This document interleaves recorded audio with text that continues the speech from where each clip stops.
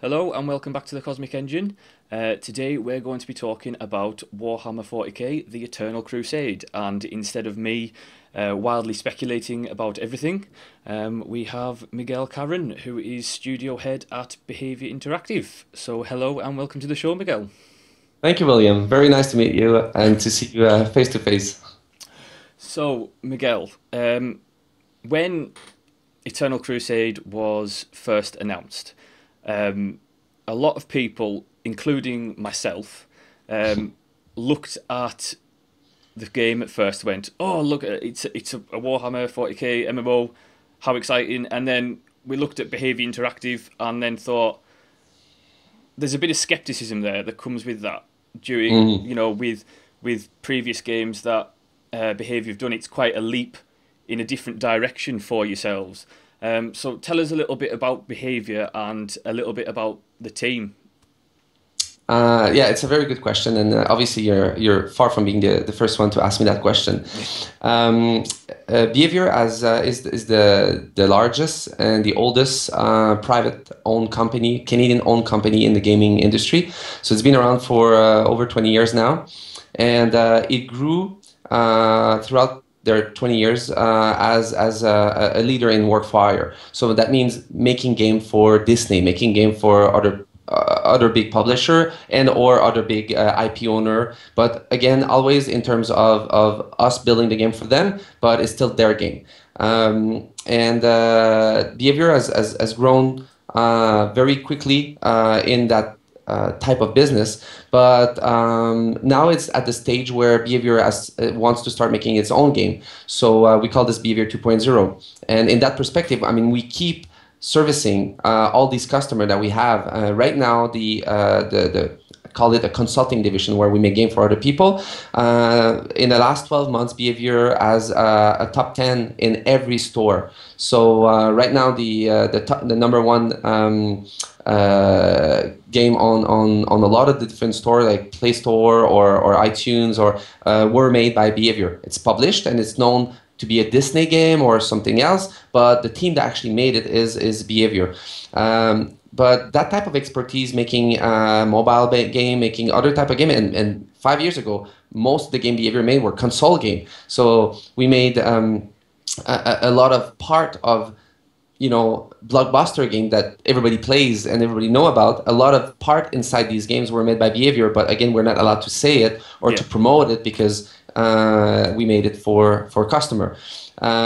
But that what the reason why I chose Behavior, because when I left my previous company and I brought the where I started the Warhammer 40k project in a confidential way, and when I brought that project to Behavior, I had a lot of different home that wanted to have me and have the team and have the project. A lot of very large gaming company that again I cannot say their name, and I chose Behavior. And the reason why I chose Behavior, it's because of the nature of the type of business that Behavior has done for 20 years. They've developed such a strong financial discipline and project management discipline. When you bid a game on Disney for $5 million on a big console game as a fixed bid, I mean, you need to know really how much it's going to cost you to make that game, and you need to control your cost, control your budget, control your schedule, all things that traditional original studio that make only game for themselves,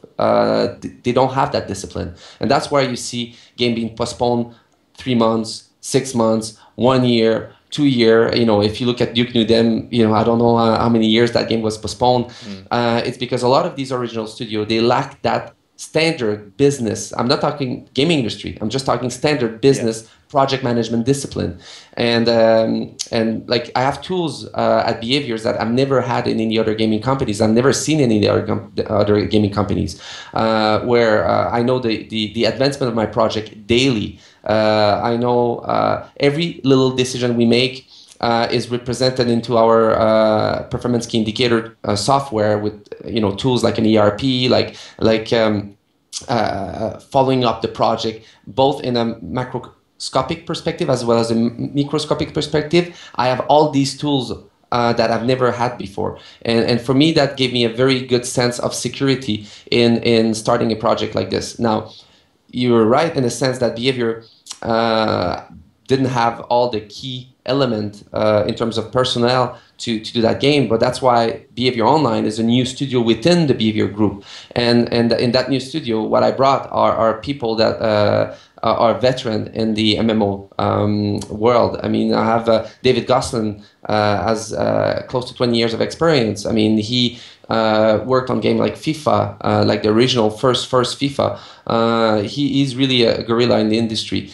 Same thing in tech-wise. I have 2 PhD in my programming team. My tech lead, my team lead in programming is Patrick Baltazar. He was the lead programmer for both Secret World and Conan. Again, has to ship to MMO. I will announce soon that my new UI director has shipped 4 MMOs, including EVE Online, in terms of UI design. So this is the type of team I'm building here at Behavior. So right now, there's some real pedigree there then.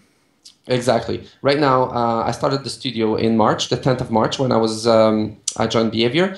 And right now, I have 2 announced games, Star Citizen from Chris Roberts and Warhammer 40k Eternal Crusade.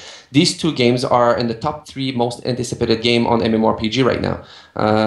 It's not too bad, 2 out of 2, you know?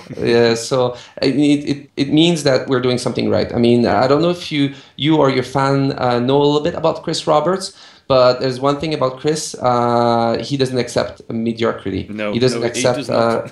Yeah, and he's probably one of the, I don't know how to call him, a creative, or I mean the game is Chris Roberts, right? So it's his idea, and we basically follow his guideline and his order. We bring our knowledge in terms of how to do it, but the macroscopic view of the game is Chris Roberts, and for him to be that happy with us, I mean, you can see the comments on Star Citizen side. I mean, it means that we have the right employees here, and a lot of them are really gorillas in their field, knowing what to do and knowing how to do it quickly and to do it well. And this, when you take this plus the fact that, as I told you offline before, we have no firewall between the fan and the dev. That's the reason why we're actually talking. I reach out to you while watching your YouTube video, because my community manager brought that to me, and it was important to me to get in contact with you and with your fan without any firewall, no marketing. I'm not sure if I'm allowed to say bullshit on your on YouTube, but no marketing bullshit, no nothing like that. Just the bare fact of who we are, what we're doing, and how intense we are in our desire to build the game that really the fan wants. Yeah, and I certainly think that in regards to the no firewall between devs and fans is something that, although risky, I think a lot of players and gamers and fans do respect that policy and do enjoy having that kind of level of interaction rather than just being completely stonewalled until the game releases and things like that. I think that it's definitely, in terms of especially something so beloved like the Warhammer franchise, it's something that is definitely, I think, has been generally well received by the community overall, and it's something. It's definitely something that I think everyone in general does appreciate. But I think that leads on quite well to the team itself. Are the team big Warhammer 40k fans themselves, and where did the idea of Eternal Crusade first originate from? So in the full team right now, I think I have only 2 people that 3, including myself, that knew the license, played all the game, but were not playing tabletop, the tabletop part of the game. Besides this, the reason why I know so much about the IP and why we decided to approach it is because at my previous company, which was Funcom, we had every Friday massive tabletop game with the Friday beer that I used to do on Friday. And I got interested in playing the tabletop and starting to build my army and starting to play with the guys. And it's throughout this discussion with a few beer that came up the idea. They told me, well, they kind of challenged me to talk with Games Workshop and advance the project to actually a real project. And so to answer your question, a lot of the employee actually speak orcs. So I mean, they're that deep in the lore. So that's a bit why as well it's going so well with Games Workshop. I mean, when I left the company, Games Workshop held the license and held the deal for me just on trust, on my word, because I didn't know on which company I would bring the project and the team. And I told them, can you hold off and keep the license for me and the team while we're choosing our new home, where to increase or have the maximum chance of creating the best game possible. And they did that for 4 months, just out of trust and out of the trust that they have. Yeah, okay, I'm an exec and I'm a good salesman and I talk well, but that's not what Games Workshop. It's not what impressed Games Workshop. What impressed them is really the deep knowledge that David, Brent, Steven, Patrick have both on MMO, sorry, and on the IP itself. So I've been sitting down in a very positive, very friendly, but heated discussion about the lore between my team and Games Workshop. And you know what? My team defended their point very, very well. So I have to say that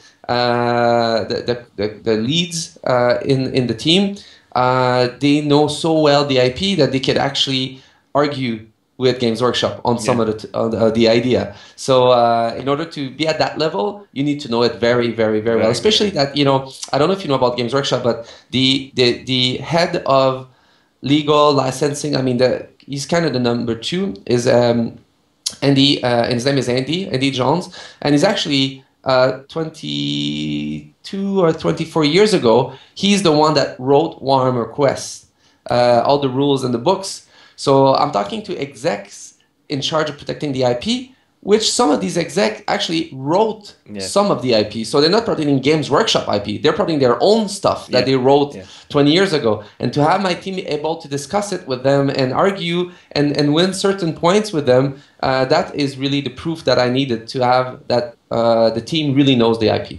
Yeah. And so let's go on to the game, because I think it's what everyone really wants to know about. And it's something that on paper sounds fantastic, but obviously it's it's early since the announcement and there's not that many details out. Now the game itself is described as a third-person persistent MMORPG. Now what exactly will make the game persistent in that regard? Okay, so in that sense, we announced the deal at E3. And we've done about 10 months of design. I'm a firm believer of designing first and then code later. So the game is fully designed. So we started coding 2 weeks ago. 3 weeks ago, actually, no, 3 weeks ago. And we played last night our first massive battle, the dev. By the way, the producer, we have to give him some debuff because he headshot all of us. So our producer is a bit too strong player. But yeah, we had our first massive game last night, and that's after 3 weeks of work. So Behavior, as I said before, is perceived by the market as an underdog, but in actual result, you'll see it soon, because we are planning, and that's kind of a reveal I'm doing to you, but we're planning to start revealing in-game stuff by the end of this month. By the end of next month, which is tomorrow, right? So by the end of August, you guys will start to see the art direction. You start to see what the game is going to look like and all the abilities. And you know, the game we played yesterday, of course, we didn't have all the abilities and everything like that, but we were able to roll. I was able to duck, hide behind object. I was able to switch easy between range and melee, as seamless as you have in Space Marine game from THQ on the console. I was able to do dual wield weapon, a bit like what you have in Dark Soul, which is another inspiration for us. I mean, Dark Soul is way too difficult. I mean, it's too realistic, but we want to get the same feeling that you have when you fight in Dark Soul without the same level of complexity or skills needed to be successful. but already after only 3 weeks, we're there. So it's very, very impressive. So the game itself will be really visceral in the way that fighting for us, one of the things that I really don't like, it's when large MMO companies, studios, they say, you know, when they get criticized about the viscerality of the fighting or the immersion of the fighting or the feedback you get when you fight, they say, oh, you know what, we're MMO on PC, we're not a single player game on the console, so we have different limitation. That's why we don't have the same feedback and thing. And then again, I say bullshit. You know, our inspiration for the combat is Gears of War, is Dark Soul, it's Space Marine, the game, and we really want to have that same feeling that when you hit, you hit. You know, you feel the strength of hitting, and when you receive a hit, it impacts you for real, and you feel pain. The game is about immersion and selling emotion. We want you guys to be scared. We want you to feel epic, to feel vengeance, to feel all these type of very, very strong emotion. That's what we want to create in the game, and we cannot do that if we don't have a visceral combat. So that's very important to us. I mean, that's certainly something that I was concerned about personally, is that, of course, there's going to be plenty of range combat in the game, but what I was concerned about is, will the melee combat in the game feel as gratifying as the range combat? Because it is something that I've always enjoyed in the Warhammer universe, is getting a chainsword and taking it to an orc's head. So that is something that I was definitely concerned about, was, you know, will melee feel as good as ranged? Yeah, it is not a first-person shooter. I've heard a lot of people saying it's a third-person, player-driven combat MMO. I mean, we are defining a new style of game. So if you say, is it a MOBA? No, it's not a MOBA. Is it a pure MMORPG? No, it's not a pure MMORPG. Is it a PvP game? No, it's just not just a PvP game. So, you know, one of the things we'll do in the upcoming weeks, months, we'll ask the fan to define the game style, you know, because you really are waging war. This is, you know, when we took that there is only war, in the grim darkness of dark future, there is only war. Well, our game is there is only war. That's really what it is. So in war, are you just range? Are you just melee? Are you does it take you 15 minutes to switch from one to the other, or, you know, do you give it all to survive? You know, and that's what we're going to represent in the combat. So, but again, it depends who you are. If I'm a sniper in real warfare, and I start running and screaming and trying to shoot against the front line of the army, then my life expectancy will be very short, right? Mm-hmm. So if I'm an orc, or if I'm an orc nobs and an orc commander, and I come in a whole troops of players that play orc boys as an example, if I just say, here's a Space Marine front line, they're all waiting for us, just run towards them and destroy them, then I'm very, very stupid, because everybody knows that orcs don't have very strong armor. Their orc strength on the tabletop and in the lore of 40k is melee, it's not shooting. I mean, there is shooters, there's orcs that shoots, right? But this is not where they're maximizing their advantage. So if I'm an orc commander, what I'll do is I'll put, orcs will have a easier, it's going to be cheaper for them to produce vehicle, so they will produce tanks and vehicle and trucks, or even the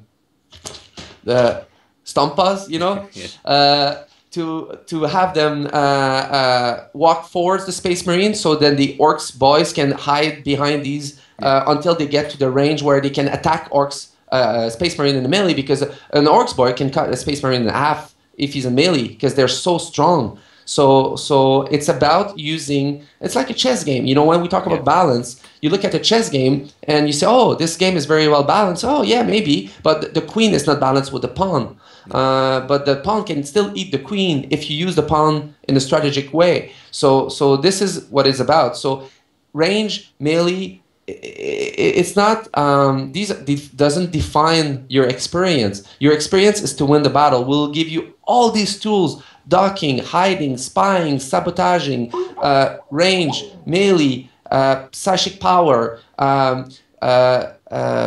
space strike from your spaceship, artillery strike. All of these will give the player the tool.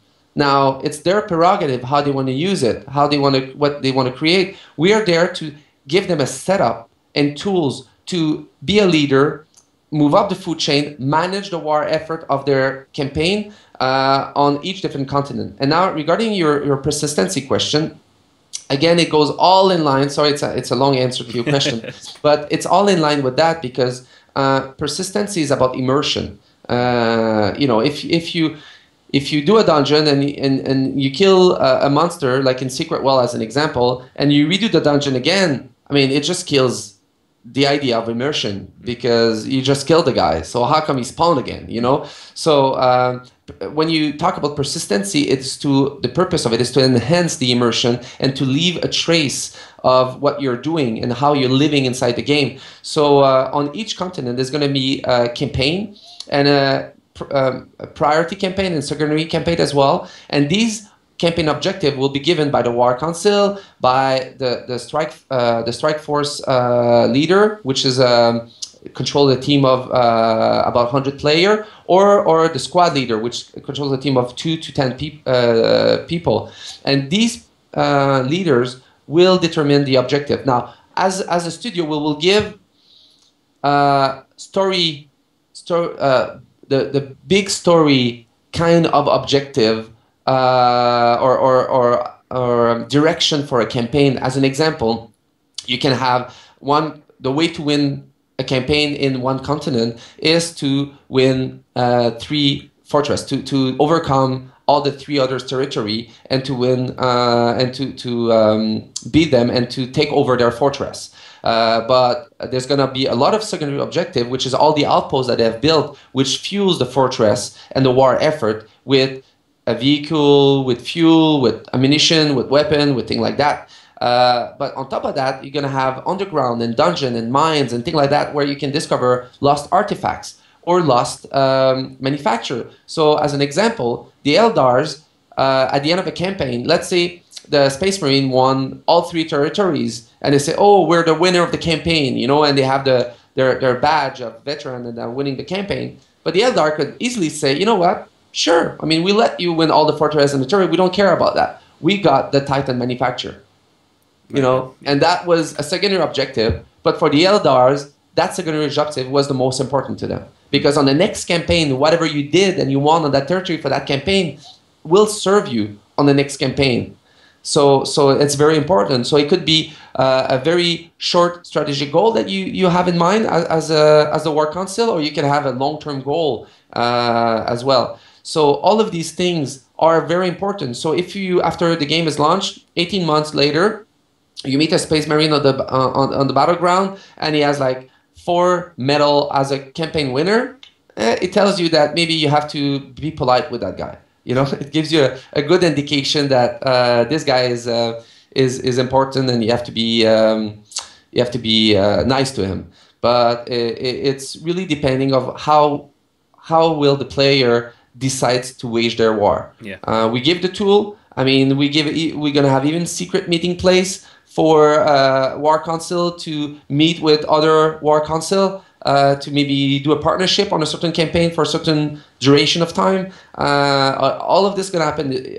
We're gonna have people that will spy. We're gonna have all these kind of thing, and that's what we want. We really want that. We want a living space, and we want a game that is fun to play with asymmetric balance. The important word is asymmetric, with asymmetric balance, and we want people to feel that they are living in that world and they're leaving a trace in that world, and they recognize their effort is recognized by that universe, and the only way to do it is with persistency. Yeah. So I mean, in terms of, you said that it's not obviously going to be a full MMORPG, but in terms of the RPG elements, now we already know that there's going to be no level system in the game. So how will the RPG elements be incorporated, and what kind of progression can players expect? Yeah, because it is a PvP driven game and a player driven game, it's very important that the experience of a player just joining the game, having to fight against a player that has been playing the game for 3 years, 4 years, that the experience is fun, you know? So, again, a very important point. I'm not a designer. I'm an exec, right? So probably a lot of things, the way I explain them, my creative director would explain it differently.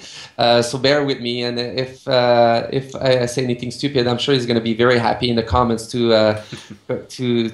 present it in a design way. But what I mean is that the naked, without any weapon or armor, a guy that is joining the game now and a guy that's played the game for 3 years will be about the same power. I mean, there's going to be not much different between a guy that just joined now and a guy that has been playing the game for a long time. The difference is, what do they have access to? Right. So someone that's just joined the game that has not won a lot of XP, that has moved up a lot through the hierarchy of the game, is very good, but he's a specialist. So he's going to be very good at one thing. So very good. I don't like to use the terminology of standard MMO like tank, DPS, healer, and things like that. But in essence, he's going to be a very strong in armor, protecting himself, and very strong in range, as an example, or very strong at melee for critical hit, but with very limited armor. Like orcs don't, most orcs, especially the boys, they don't have a very tough armor. No. So someone that has been playing the game for a long time, let's say in a very large, massive battle that they will have on the front line, let's say he falls hurt on the ground, he doesn't get revived fast enough by one of his teammates, and he gets executed on the ground by an orc boys that was hiding nearby. Then when he spawns again, his commander, his squad team or a strike force leader might say, "Oh, okay, I know you were doing melee with this type of gear, but now I need you to go range as a sniper on this location. Can you switch gear right away? Switch build basically right away, and go do that for that." So I'm gonna know who my experienced, my veteran players are, because these are the guys that I can call upon to switch their gear, switch their build, and go do something very differently with a lot of different tools, and master them as well. Yeah. It's not just that, but master them as well. So that's going to be very important, and that's what the benefit it gives you. So when you die, when you respawn, you change your build basically, and then you become, you have the ability to switch between being a knight, being a tower, being the queen, or being the bishop, like this, you know. Versus if you just started playing the game, then you're just one thing, and then you open up. So the progression still exists. It's still very, very important, but is in what will the army trust you with? That's basically what. And the currency that we have in the game are called requisition point. So that's because, you know, you don't buy your gun from the army. You requisite your gun from the army, and the army doesn't give you a tank if you've never shooted the gun before. If you're just a recruit, I mean, in order for the army to trust you with. So I mean, it is very Warhammer 40k reminiscent in that respect, in the fact that, you know, in like a space marine who has served over a lengthy period of time may one day get Terminator honors and stuff like that. Exactly. Yeah, so we're following it to. We're not reinventing the wheel, so we're trying to stay as true as possible to the IP. That's good. So at launch, you've said that there's going to be 4 playable races, being Space Marines, Chaos, Eldar, and Orcs. Now, this is quite a 3-part question, but first off, after launch, you've said that there's going to be expansions. Will there be more playable races later on down the line? Of course, our ultimate goal is like the game to be so successful that financially wise we can add all the faction of the IP. That's the ultimate goal. I may one day get my Necrons then. Yes, I mean Necron and Sister of Battles and Tau are the one that are the most asked so far. And of course, the Necron would be fantastic, both in terms of the gameplay and even in terms of the business, I mean, I think they would be a very, very good add-on to the game. But we want to, you know, we are launching the game in 2 years. We don't want to be jack of all trade and trying to be the best in everything. Yeah. We're going to be the best in massive warfare in the 40k universe. You want to feel really what is it to be a soldier of the Imperium? Well, that's the game to play. And with the races as well, now there's going to be subdivisions of each race. Now you've already announced that there's going to be several chapters available for Space Marines. Will there be subdivisions of the other races like the Orcs and the Eldar? And will that subdivision that you choose go beyond just a cosmetic? Will there be like a special ability or something like that that changes the way you play the game? There's your question has a lot of things that I need to say. Let's first of all, just in terms of using the right expression, when we talk about sub-faction, internally at Behavior, we don't consider chapters a sub-faction. Yeah. So no, because there's a difference in the way we treat them, and you understand why just in a minute. So we announced 4 chapters for the Space Marine. We're gonna announce all the 4 first craft word for the Eldars. We're gonna announce for the Chaos and for the Orcs for the Orcs as well. So we're gonna the clans, sorry, for the Orcs as well. We're gonna announce them in the next coming week for each of the faction and for each of the chapters on each of the race. But and we're gonna do it with a nice concept art to show it to you. The next one that we'll show is the Orcs one. Right. So you understand how do we devise the Orcs. We're going to talk about the boys, the knobs, and all the other sub-faction that we have within the Orcs.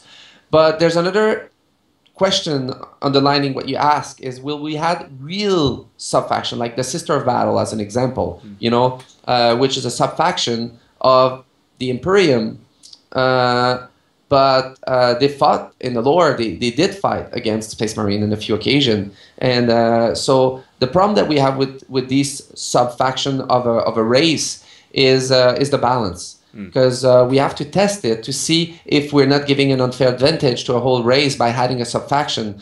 Because we think that it's unlikely that if, let's say, we add the Sister of Battle, it's unlikely that they will team up with Chaos or with Orcs or with Eldars against Space Marine. I mean, even though it happened a few times not with Chaos, but with others, it happened a few times in the lore, we don't think that players, leaders of that faction within the game will do that. So once we add the Sister of Battle, if we don't want to unbalance too much or force partnership between races that wouldn't partner generally, then we have to make sure that we add other sub-faction in other races as well to balance it out. So there's a mechanic that we need to study and we need to test to make sure that we don't give an unfair advantage. But in terms of groups or definition, like chapters that you have in Space Marine and crafter that you have in Eldars, that we're gonna have a lot of them, and we're gonna talk about them. Now, to say if they're gonna have special power or not, unfortunately, I don't have the answer to that. That's something that David would be able to answer, because I go down in the design, but I don't go that deep in the design. So that's something that David or Brent could answer easily. And actually, if they by the end of the call, they're still there. So it's a bit late in Montreal right now, but I see them across my window. So I might knock at the door, and they might answer that question at the end of the call if we have some more time, or you can do another call with them if you want to as well. Yeah, no problem. Now you mentioned a bit about the Warhammer 40k lore, and just before a bit about the overall story. Now the Warhammer 40k lore is massive and deep, and there's bits and pieces left, right, and centre. Is story going to be a big element in the game, as in like the overall story of a campaign? Is it something that's going to be featured? Is there going to be cutscenes? Is there going to be that kind of thing in the game? Yeah. The comment you said is true, but again, you have to put it in a warfare perspective.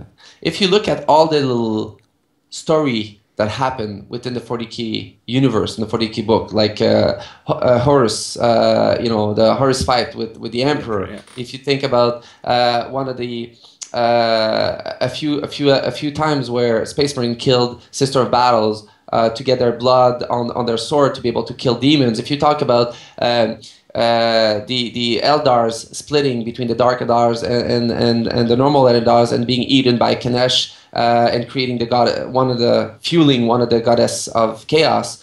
All of these stories, yes, there is a lot, and but they're 1% of, if you throw yourself in the Warhammer universe, they're very small compared to all the battles that has happened and all the life that were lost and all the.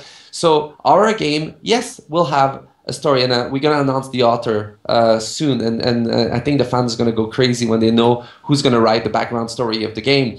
But you'll never join the game and see, oh, could you bring this little package to Mrs. Flowers, please? And you never have this type of story, of mission or thing like that in the game.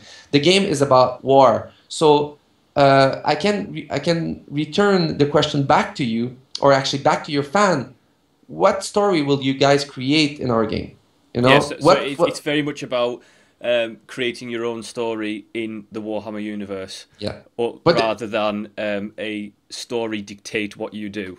Exactly. I mean, you will discover why these 4 races wants to control that planet. There is a background conspiracy, secret things that you're gonna have to discover why this is happening, and you're gonna do it by exploring mines, finding artifacts, interacting with other people, with race, winning territory, the interaction with the Tyranid as well. You're gonna find out what's happening, But that's just to give you a background story. Like if you ask your fan when they play a tabletop game, I mean, the first half an hour is to brag about their miniature, how good looking they are, and then there's a 15-minute background story why this battle is happening, and then there's 6 hours of killing each other. Yeah. So that type of balance, percentage is a bit what it is in our game as well. Right. So yes, you're gonna brag about how good you look and how strong your team is and things like that, and show all your medals. Bring the people to your personal spaceships in orbit around the planet, which is your personal space. And then you're gonna read a little bit why is this happening. You're gonna get your objective from the War Council and things like that. But then after that is 6 hours of blood and gore. Yeah, and so in terms of, you've said about PvP, and the game is clearly going to be very PvP focused. Will there be PvE in the game at all? Yeah, when you say PvP focused, sorry, it's again where one of my obstacle or in communicating what the game is all the thing that people are recorded in their mind when you say MMO, when you say RPG, when you say this. But I'm kind of a black sheep in everything that I do, so I try to do things differently than everybody. And our game doesn't fit a standard. So yes, it is PvP, but think about this way. One of the things that we will announce, I'm trying to announce it this week, where we can announce a tech partner that we have in the game, and from that you're gonna understand when I say that our game, our target, we're aiming to be more than twice the size of the largest massive battle that exists in the industry right now. So you're talking about not hundreds of people killing each other, you're talking about thousands on the same playfield in front of each other, right? So if you're 500 Space Marine and you have 500 orcs running and screaming towards you to kill you and take open your fortress, I mean, is it really PvP? In your mind, you can think that these guys are all AIs, right? You don't really have time to chat with your team to say, oh, okay, what do you guys do? I mean, you planned the battle before, but when you have 500 orcs running towards you and screaming, like this, yes, it's PvP, because they're other player, but I mean it's you and 499 of your friend. I'm just putting numbers like this, but you'll see when we do the announcement. It's you'll be quite impressed. So you're definitely trying to take the preset minds of MMO players in terms of PvP and PvE away, and give them something different. And the other hand, if I go with my squad of 10 people and I found let's say a Prometheus mine that is empty, and I go in there and I get attacked by waves and waves of Tyranids that are the studio race, and then finally I found a very important artifact that allows my whole guild, everything that you do in the game always benefits your race. That's the first benefit. It's not, this game is not about, I mean, you will get benefit yourself, obviously, but you getting stronger helps you the whole war effort. So finding that artifacts will give your squad some additional power, but mostly it's going to help the whole guild and the whole faction, the whole race to win the war effort. So what I just did is going to a procedural dungeon, killing Tyranid and taking an artifact. That was PvE. But what it does really is to give more power to everybody else in the game to kill the enemy, which is PvP. So in this, you can compare it to EVE Online, where there's a small percentage of people that actually manage battles and shoot stuff. You know, everybody else in the game is feeding that war effort. Now, the action of feeding the war effort, is it PvE? Is it PvP? You know, ultimately, it's not a personal PvP, but it is a race PvP. You know.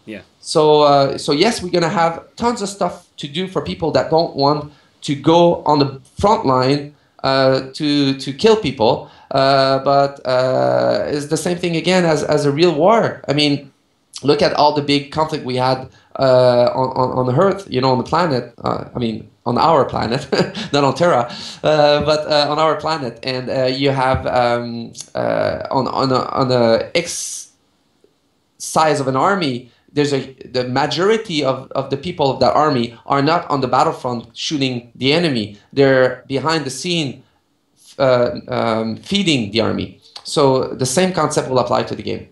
Brilliant. And in terms of the combat, how important will team-based combat and teamwork be in achieving the objectives of the game in terms of, you know, taking a certain point on the map?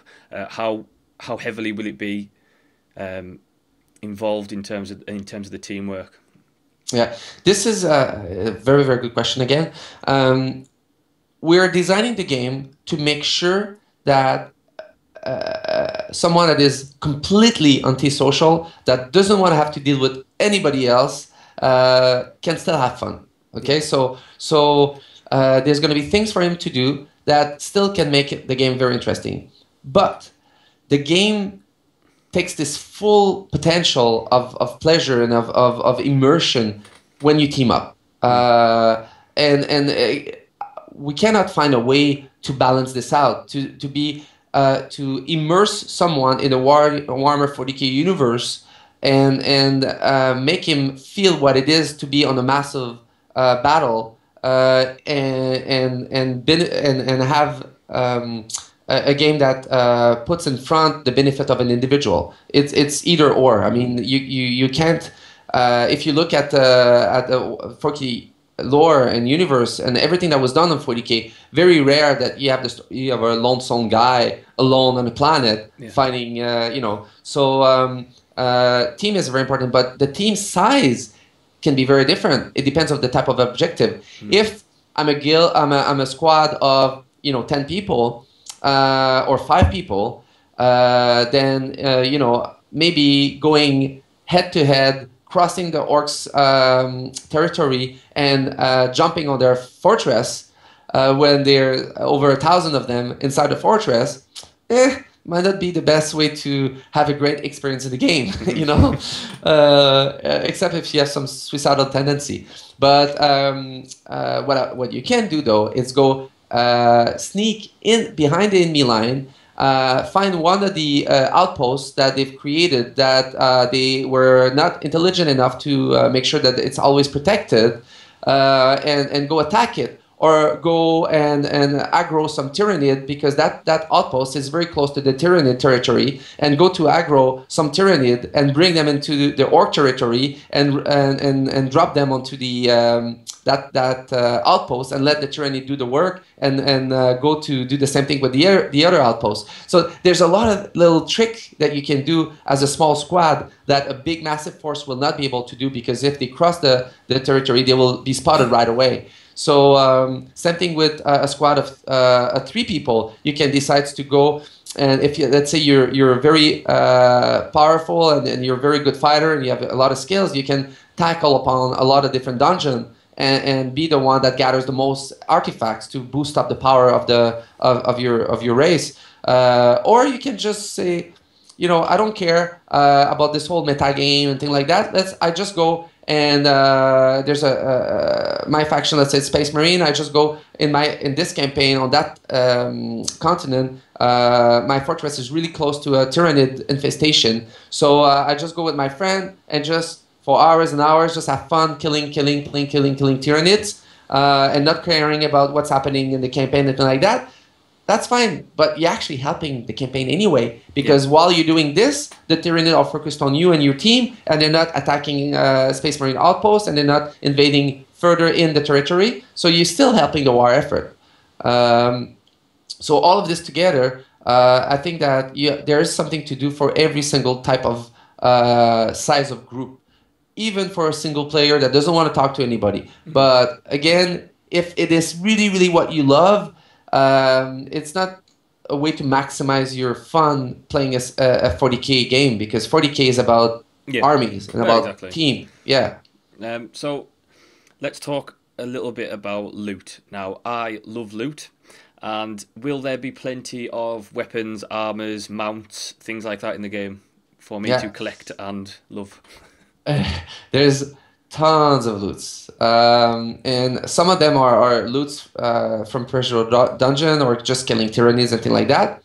But the biggest loot, and the thing again, you have to think about not what you like, but what your squad or your strike force or your war council will like. Because again, all the benefit, even in the microtransaction perspective, I mean, we're gonna have a lot of items that leaders can buy, not just for themselves, but they can buy for their whole squad.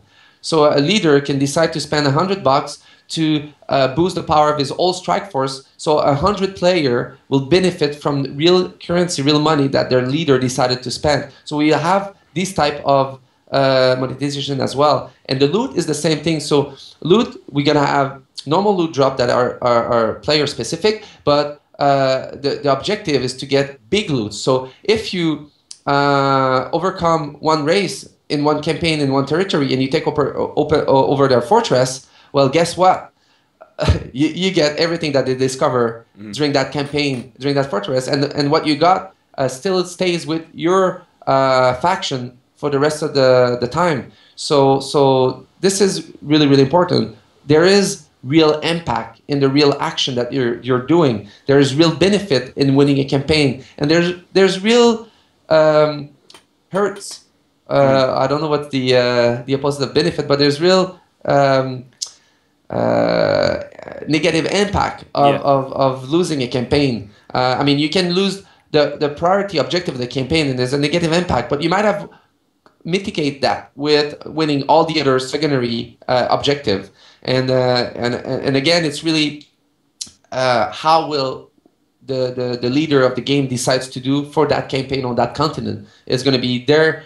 They decide to have a short-term objective or long-term objective. They want to just do a quick win, or they really are looking for a certain artifacts or certain manufacture that they want, or certain something like that. So they will decide what it is, and the loot is in line with that. So the loot is, again, we won't give just loots and loots and loots and loots. And you go and you resell them just for the money of it. So the loot that you get are meaningful in the war, in the war effort. And what about, let's talk about crafting. Now, I know that you said there is crafting, but it's not as if you are a crafter. What did you mean by that in terms of the FAQ? Well, I've rarely seen Space Marine with how you call this, where you the metal block where you hammer a handbill. Yeah. So a space marine hammering a sword with a hammer and a handbill, you don't have that in our game. You don't have that in the space marine lore. But the whole concept of the 40k universe is that most technology has been forgotten, and it's we learn how to integrate it, we learn how to reuse it, we learn to adapt it, but not to invent it. So crafting is in line with the loot as well. So once you find different type of artifacts, the way you assemble them together, if you find a weapon on the ground, what you do with it, how can you use it? Yes, this is going to be there, but in a very mechanical way, not where you need to go to wiki exactly how to know how to do it and the position, and if you add this, and it's going to be simple. But the same way that I've seen some of my dev team removing Tyranid arms in the middle of a tabletop game because they glued some little magnet in their arms to switch the type of weapon that the Tyranid can use in the middle of a battlefield. Instead of changing the whole battlefield, you just take their arms and put new arms in with different type of weapon. That's more... When we talk about crafting, that's more in line what we're looking at. But it's not somewhere that someone is going to spend an hour with a special tool to invent the next best gun, Right, yeah. That's not, again, something that you take the time to do in the middle of a war. That's just something that you discover technology and you give it to the Imperium, and they come back to you with increase of power in certain type of weapon, as an example, or is you joining two different type of technology to make a third type of technology. So it's more that simplistic way of doing it than having a very, very, very deep crafting. As I said, I'm not about being jack of all trade, being okay in everything. I'm about being the best one in a very focused thing, which is massive warfare. And being an MMO, obviously, the social aspect of the game is going to be massive. And what kind of interaction will there be available between players? For example, will there be, obviously, no doubt there'll be voice chat for battle groups and things like that. But what about people like role players? Will there be in-game chat bubbles, things like that for those people, or will it be more focused on the voice chat for the battle groups? To answer your question, I have to do some reveal that my team doesn't want me to do. But I'm gonna try to answer your question without saying too much. Things that we're gonna announce soon. But so remember that immersion is a pet peeve for me. It's something that is very, very important. And who says immersion really cannot say, hey guys, let me go have a beer and I'll come back just before the battle. It kind of kills the immersion to say that. I mean, we're gonna encourage the people, and the gameplay is made to encourage the people to really become their character and not be a geek behind a keyboard playing a character, but be the character and feeling the emotion of the character that is feeling, So that's really the purpose of the way we design the game. But we're going to have, to answer your question, all the tools that you mentioned, it's something we're going to have, but an enhanced version of what you're saying. And that's the part that I cannot say it. Okay. But an enhanced version of what you're saying, that we will have that. It will even have, as an example, how's it called? DMZ zone, demilitarized, not zone, but area, like a cave or something like that, where different faction can meet and do secret agreement between the faction, about the way they will wage war. So Eldars can team with Chaos, or can team with Orcs, or can team with other against the Space Marine and behind their back.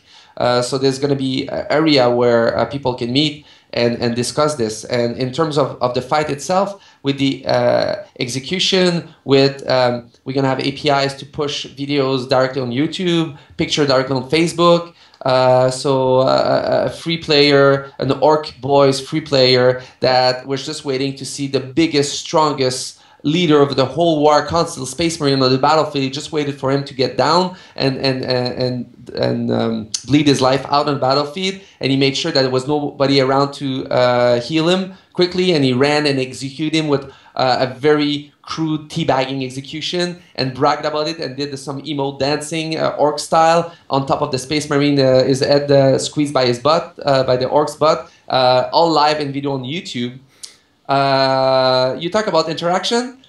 That's an interaction. I mean, especially when the Space Marine is gonna spawn back in the fortress, is gonna regroup with his squad, or even with his strike force of 100 player, and say, you know what, I got the orc's name. Let's find it now. You know. so yes, there's gonna be all these kinds of very very heated discussion and interaction. But the game is made that these interactions will be about the warfare on the battle, and not about your kid screaming in his room because you haven't fed him for 2 days. You know, like the type of stupid discussion you can have that are outside of the immersion of a game. They're not stupid. They're just outside of the immersion of the game itself. It's something that we're designing the game in order to maximize the feeling of role-playing and minimize the casualness of I'm just playing this for fun, and I don't believe in anything, and I'm not, you know, immersed in the game. These players will still exist, but the game is there to maximize and bring them, these players that don't understand that you get the most benefit from being your character and feeling it. We have tools to bring them with us and to convince them that now they have to speak orcs when they speak. That's cool. So, in terms of more going into social interaction as well, in terms of the actual community, when they're playing the game, will there be guilds and things like that? Yeah, as I said, the 3 level of leadership that you'll have in the game are the squad, so it's 2 to 10 people, the strike force, which is about 100 people, and the war council, which is all the strike force leader that elect the war council for the whole race for a certain continent. So all these are a different level of leadership within the game. On top of that, then you have all the different chapters as well that you select, which kind of are guilds as well. And it's something that the team is discussing now with Games Workshop, is the ability to create your own chapters as well. So that is something I was going to ask as well about. Would there be an option to create your own?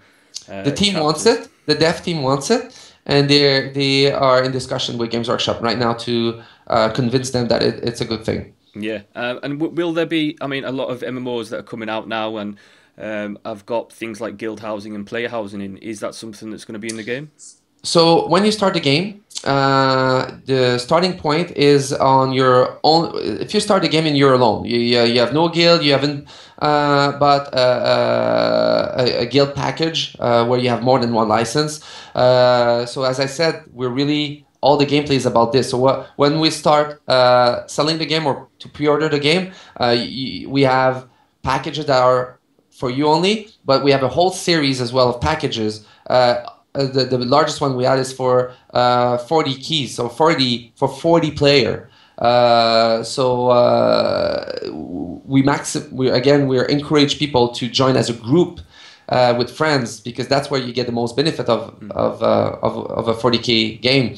But when you start a game, if you're alone, you start in your own spaceship that you own, right, that is orbiting around the planet. And that spaceship is yours to do whatever you want with it. So we have a lot of different modification you can do with the ship, a lot of different customization you can do. And when you move up the ranks, up to a point that at end games, well, we don't really have the concept of end games in our game. As an example, when we talk about MMORPG, there's no end games because there's no level, right? So, but the further you advance in the game, at a certain point, then you can even call upon archery shot from your own spaceship down to the battlefield. Mm-hmm. But if you join the game as a group, or even if you join a group afterwards, you can merge all of your small ships into one big space frigate, which each of you guys are having personal quarters inside of it, but with common quarters as well. And that ship is owned by the guild. Is owned by the guild player, and the guild player can decide to invest money features and their own ships, and then you can invite friends to your ship and see all your medals, see all the big screenshot of your nicest skill, etc., etc. See the inventory of all your vehicle, see your inventory of all your weapon, all this kind of feature will be on your own personal space. The personal space is a very, very important part, and this is where you strategize as well about which continent you're going to go, how you're going to win it, with whom you're going to fight, against whom you're going to fight. This is where you it's your HQ basically. It's where you plan with you and your friend only. And then once you have an idea, you beam up to the continent, you meet the War Council in one fortress for your faction, and then you play your mini game in the meta game of that campaign within that continent. That's right. What in terms of the game itself, in terms of its mechanics? Now, you've said that it's going to be available for PC and the next-gen consoles. Now, with that comes obviously support for a gamepad. Will there be separate servers for each platform? And specifically for PC, will those people who are using gamepads be at a disadvantage against someone who's using a mouse and keyboard? Yeah. You're very good at asking questions with a long answer, because your questions are very precise. But for me to explain it, I need to talk about a lot of stuff. So first of all, if you allow me to correct a little bit what you said. When I said that, I didn't say the game is going to be available on PC and next-gen console. I said that we own the license for PC and next-gen console. And the reason why I'm doing that little correction, it's because we're developing the game. We're going to announce the approach, the technological approach, and our technical partners soon. But we're developing the game to run smoothly on the next-gen console as well as on PC. Right. But the game we're launching on PC first. Right. Okay. The decision to go on the next-gen console is the only thing holding that decision is what kind of business model Microsoft and Sony will push on me. So that I don't know yet. So if I cannot do update quickly, if I have to wait 2 months to do an update, if they charge too much, if they want to take too much big chunk, or if they want to not be connected to the PC universe and the PC servers, this is something that would be a deal killer for me, because it's about immersion, and we have the single server approach, so everybody is playing in the same universe. So it's not Europe on one side, US on the other side, and things like that. So we're all playing in the same universe, and I mean, of course, we have more than one physical server. But in terms of the fans, they only see one server. We won't ask you to choose a server when you join the game. You're within the same universe as everybody else. And of course, for a certain area of the game, we have some concept of instancing, but mostly it's open world. And if we are to launch on next-gen console, that's a hard requirement for me, is that the console are connected to the PC. Now, in terms of the gamepad, I'm talking on Skype with you, not with my business PC, but with my gaming PC. And what I connected on it. So I'm playing the game. I played the game yesterday. We played a big, massive battle within the dev with the game, and I played with the gamepad. So we are including all the gamepad functionality and all the keyboard and mouse functionality. My goal, I don't know if I'm going to achieve it. So again, go back to the first thing that we talked about, no firewall between the dev and the fan. It's very important that the fan understand that I'm not just telling them what we've decided and what we're doing. I'm bringing them in my thought process as well. So and that means I might change idea. But my objective, my goal is that playing the game on PC with the keyboard and mouse or with the gamepad doesn't give any advantages to one or the other. It's equal footing. The other thing, when you talk about UI, I told you that I brought in one of the best UI guy that exists, and it's because I don't want a big. I want immersion. So the UI has to be meaningful. I hate it when you have, if you look at certain MMO and you notice that publicly I never mention names, so I let your fan decide which game I'm talking about. But MMO where in the whole size of your screen, you have this left of real estate to actually. There's some lags in the video, but there's very, very small space of real estate left to actually play the game, because it's all clustered down with 150 different type of power that some of them you use once every hour in the game, and that's to me kills the immersion. Yeah. So the UI has to be augmented reality type of UI. Yeah. Has to be very, very simple, and has to be logic and very, very clear. Because in the midst of a battle, I mean, you don't have 120 option. You have to survive. The guy is raising his sword, so you have like 4 nanoseconds to survive. So this is where we gotta have a lot of meta tools to plan your strategy before you get on the battlefield. Yeah. But once you're on the battlefield, it's about survival. I studied Sun Tzu in military college when I did my bachelor degree in the military university in military strategy, and I studied Sun Tzu, and Sun Tzu is the first one to say a plan lasts until the first arrow is shot. And Napoleon was a very great general, and then Napoleon said, for him, when he leads his troop to the battlefield and he wants to give them order, he has to turn around to give them order. Why? Because he's right with them in the front of battlefield. Same thing with Sun Tzu that said true generalship is a general that the first time he stepped on the battlefield, he has already won the whole war, just because of his planning, of his thing like that. So it's really to plan and design and build all the strategy. You do that before, but once you get on the battlefield, it's about execution and executing the plan. And this is what will make the difference between the winner and the loser, is the ability to plan and the ability to execute and implement the plan down to the battlefield to win against the enemy. And of course to adapt to all the changes that happens. But to adapt, you have to be quick, and it's about the team spirit and about the connection and the communication you have with the team. And of course we give all the tools to do that in the game. So you'll have objective, and the leaders will have objective, and they can show you on the screen objective changes, and you have to be quick about it. And of course you can obey or disobey, and that's good and depend of the leadership of the guild leaders and of how you're gonna move forward with their orders, basically. Now you've touched on it previously throughout the past hour, in terms what with MMOs as they are now, moving away from the subscription-based model and a lot of MMOs moving towards more free-to-play models, or at least subscription-based hybrid models. What kind of business model is the game planning to have? That's another one where I don't fit in any frame. So the best way to explain it is our model is a freemium, well, not freemium. It's a premium model like Guild War. So you buy the game once and you play it forever. Okay.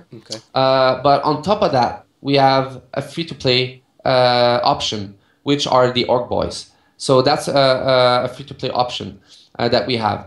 But within that free-to-play option, then you can microtransact your way up to having access to every race and everything else. So you can either use the exact same model as Guild War 2, or you can just play for free and just stay for free forever, and you can experience the whole breadth of the game. The only difference is that as an Orc Boys, you're very specialized in the thing you do.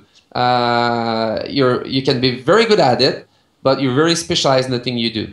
So you cannot switch. So your horizontal progression will be limited, obviously. And as an Orc Boys, you can never be a leader of a group of people. So as a free player, you cannot affect the gameplay of other people by being their leader. So in order to do that, you need to be a premium player and a committed player. So these are the only two limitations that you're gonna have. But besides this, you can experience the whole game. There's nothing nothing stopping you to do anything in the game. And when we're gonna add DLCs and expansion, these DLC and expansion we're just not gonna open a new territory and say, oh, you have to pay $5 to get to that new territory. That's not what we're gonna do. It's more about, oh, okay, here's the Necron.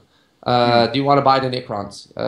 The same way then, if you've built your Warhammer 40k tabletop army and you're tired to play with the Space Marine, then you're gonna start building a new army of Necron, and obviously you're buying it and you're building it. So that's the business model. So we're a premium game. So you buy it once and it's done, with a free-to-play option and microtransaction that you can use for both. And the microtransaction,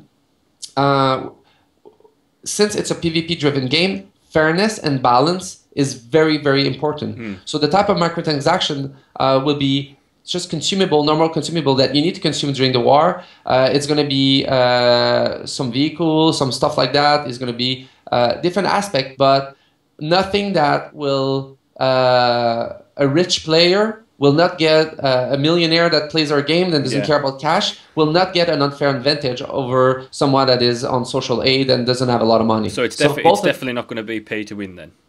This is something that I'm extremely allergic to, and that really kills completely my interest in any game. The moment that I have that feeling that I need to spend the money in order to do it, to actually have fun in the game. I mean, I don't mind if the rules are set at the beginning. They say, okay, we give you a cheap tank, play with it, but don't expect to win anything. If it's honest about it, then it's not fun, but I understand it.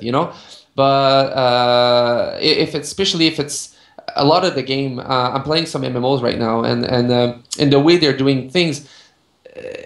I mean, right now in one MMO I'm playing in particular, every loot that I get is under power of what I bought, especially with real cash, and that really killed my fun in the game. Yeah. Because now the only thing I do is when I win a huge battle and blah blah blah, I take the loot to sell it at the store, just to get the gold back. It's definitely something that I think a lot of people had concerns about initially, because free-to-play models and microtransactions is such a relatively new phenomenon in the MMO industry. It's definitely something that's good to hear that it's not going to be pay-to-win, because I, for one, definitely, if I see a game that is pay-to-win, I just don't play that game, because I know just to stay away from it, because I'm not going to enjoy that. Exactly, and then you don't know, like, if you knew that it's pay-to-win, but it's $5, for you to be able to enjoy the game and things like that. But the thing about these type of game, you never know what is the level that you have to spend to actually start enjoying the game. So you don't know if it's $5 or if it's going to be $100, And by that time you have invested time in the game and things like that. So you kind of have the type of remorse that you have when you go to a casino, you put $100 in the slot machine, and you feel that it's the next 25 quarter that's going to give you the big jackpot. So you put another, and then like, when do you stop? And it's not a good feeling. No. So for us, the way we've designed the game in terms of monetization and in terms of approach, we want people to focus on immersion, focus on the fun they have in the game, not starting worrying about how much they will have to spend now in the game. And not worrying as well as if someone is richer than them, will they have an unfair advantage of the game? So we really want people to want to spend in the game. Yeah. And when they do spend, we don't want them to feel any buyer's remorse. That's very, very important to us. So that's the reason. Is there going to be quite a lot of cosmetic items in the in-game store for your bling? Exactly. The cosmetic aspect is something that I'm gonna, and obviously I don't think a lot of exec has told this publicly, but I'm gonna monetize the hell out of them because cosmetic items, you never create a buyer's remorse with that. I mean, if you choose to look cool and you decide to, is it worth for you to spend $5 and $10 and $40 and whatever you want to spend to have your your ship that is orbiting the planet, having it look cool and super sexy and thing like that. I mean, you never feel guilty after that you spend that money because you look cool. So how you feel guilty about looking cool? So yes, this is going to be important. Vehicle as well, a certain type of vehicle. We're going to have a lot things that helps you. Yeah, but you don't need. But you don't need. Yeah, exactly. I think that's right. That's a good way to go about it. You know, I think a lot of players look at a lot of free-to-play models and judge it on what kind of business model they've got before they now play the game. And I think if that's the business model that the game's going to be, then I think a lot of people will be more relieved about playing it now. Yeah, it's this is something that I've experienced both as an exec and as a player, and it's very, very important to me. Then again, I mean, we need to have a profitable game so we can keep it going longer. But really, there's a way to have people, and that's the reason why I removed the firewall between the fan and the devs. It's because I find that the gaming industry has forgotten who is paying their salary, who is paying our salary, and so for me, it's not these players, yes, this troll. No, these are my boss. Yeah, they're the one paying my salary. They're the one allowing the team and I to live our dream in creating that game. So the players are my boss. So who am I to put marketing or put a filter between my bosses, my investor, the one paying my salary and paying my house and paying the school for my kid? Who am I to put a firewall between them and me? You know, I have to build what they want because they are paying for it. So who wants to screw up his investor? Who wants to steal money from his boss? You know, that's really a good way to die. And of course, a lot of studio that no longer exist know that from firsthand. Yeah, I mean, it's definitely something that especially MMO players have a real strong opinion about is the fact that, you know, a lot of them, I would class MMOs now as a more service-based industry, and in the fact that when players and fans ask questions to a lot of developers and publishers, and when developers and publishers turn around and say, I'm not entitled to answer that, to me, you are entitled to answer that because they are your paying customers and you're in a service-based industry, so provide customer service. Exactly. And I think me personally, I think that is a fantastic way of, and I think more developers and publishers should do the no firewall. And I think it is risky in some respects, but I think doing it right, you reap the rewards long term. Exactly. And one of the things that was very, very popular, and I participated, and I was very, very... the feedback that we got was incredible, and that we did with Secret World, and we're going to do, of course, we're going to make it a monthly event with the dev, is the Kill a Dev Day.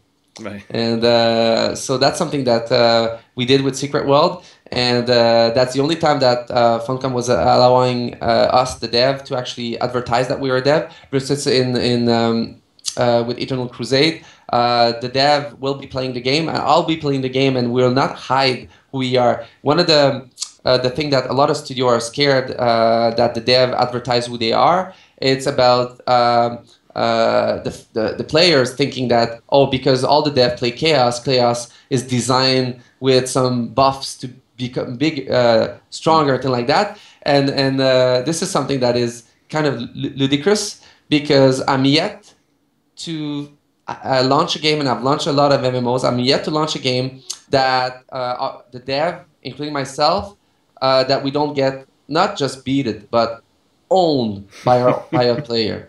I mean, seriously, it's I've never seen a dev being in the top 100 in terms of player statistics. I mean, for God's sake, with Secret World, we used the player's wiki instead of our own. You know, it was more detailed. The walkthrough was more detailed, and I had even some of the walkthrough even included some exploit that we never intended to have or find. So we will, in our game, we will first have an event which is Kill a Dev, where you get different points for different exec, including the dev and the thing like that. But when we play the game in the real normal server, that you'll know who I am, you know, and I'll obey the order of the squad, my squad leader. I'll obey the order of the Wild Council, and I'll be a player like everybody else.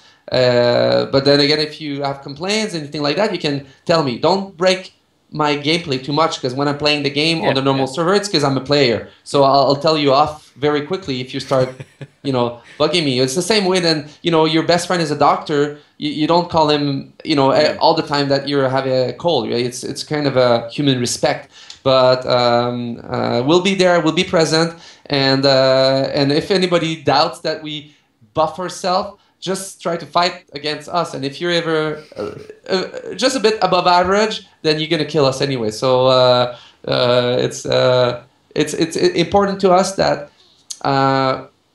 they understand that we're not dictating what the game is. We are working for the player. We are making their game. Now we're making the game of the majority of the community. We're not making the game of the loudest minority, obviously, but we are making the game of the largest majority of player. So we had some fans that have told me, oh, Miguel, you shouldn't stick to just one planet. You should build a whole universe. You should.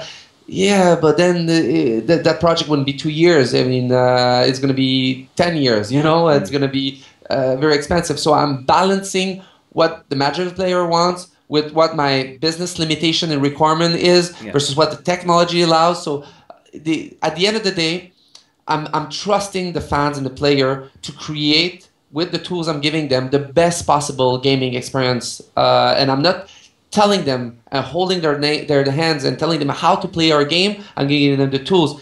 On the other hand, I'm telling them to trust me in trying to balance all the different aspects of the business of game making and managing a game to have the best possible game at the lowest possible price with the lowest possible risk of it not being successful, to create the best possible experience. So I'm trying to manage all these things together and tie them up in the best possible balance of all of that. That's great. And lastly, when is the game going to be kind of looking to set for release, and when will open beta? Will you be having an open beta, and when are you kind of looking at in terms of time frame? you after everything that I said, you cannot, William, ask me if I'm going to have an open beta. I mean, it's a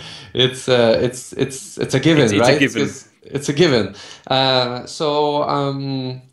If the team sees this video, they're going to be very pissed at me for saying it, but at least I'm going to give you one exclusive reveal.